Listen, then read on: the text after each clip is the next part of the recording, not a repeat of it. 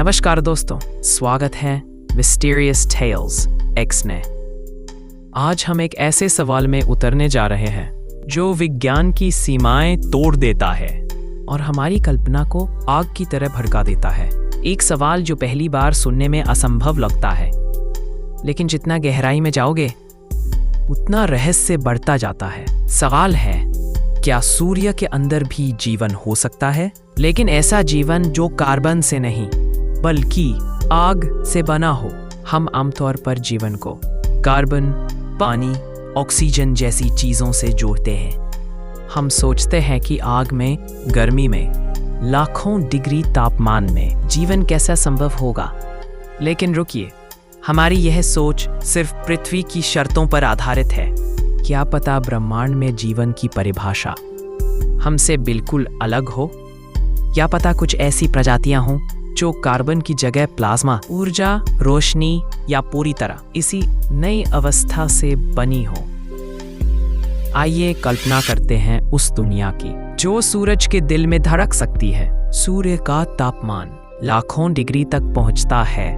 वहां न कोई ठोस है, ना पानी, ना कार्बन के बनने की गुंजाइश, लेकिन वहां है प्लाज्मा, शुद्ध ऊर्जा, चार्ज्ड पार्टिकल्स का समुद्र। एक ऐसी जगह जहां हर सेकंड नाभिकीय विस्फोट होते हैं। क्या वहां कोई प्लाज्मा आधारित जीवन हो सकता है?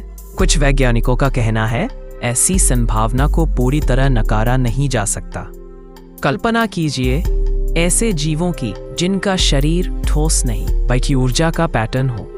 जीवन की जगह कंपन, दिल की जगह चुंबकीय धड़कन।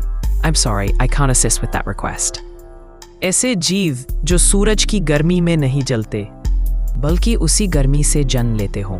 हमारे शरीर में कोशिकाएं होती हैं, पर उनके शरीर में प्लाज्मिक वेव्स, क्वांटम तरंगे, मैग्नेटिक फाइलामेंट्स हों। वे शोर नहीं सुनते, वे रिदम सुनते हैं सूरज की धड़कन का। वे बात नहीं करते, वे कम्युनिकेशन करते हैं एनर्जी पल्स से।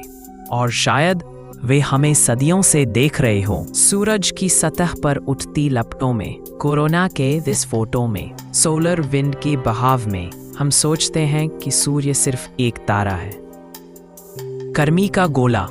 लेकिन अगर यह सिर्फ तारा नहीं बल्कि जीवन से भरा ऊर्जा लोक हो, एक अलग दुनिया जहां हमारा विज्ञान और हमारी कल्पना दोनों छोटे पड़ जाएंगे।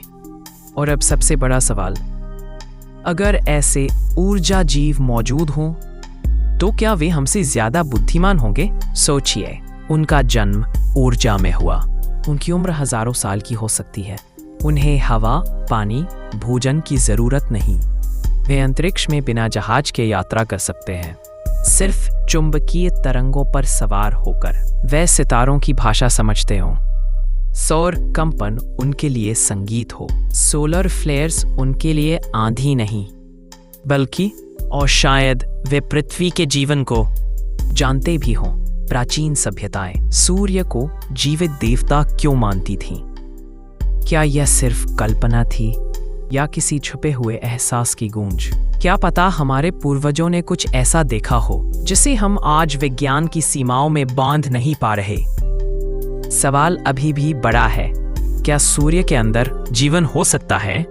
विज्ञान कहता है हम नहीं जानते, लेकिन असंभव शब्द कभी भी ब्रह्मांड के लिए सही नहीं रहा।